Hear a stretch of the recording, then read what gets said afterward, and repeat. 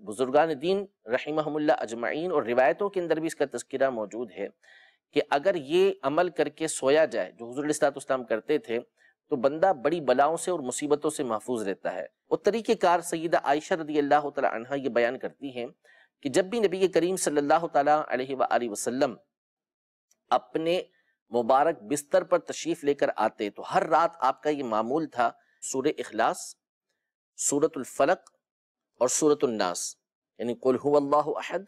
قل اعوذ برب الفلق اور قل اعوذ برب الناس، یہ تینوں پڑھنے کے بعد اپنے ہاتھوں پر پھونک مارتے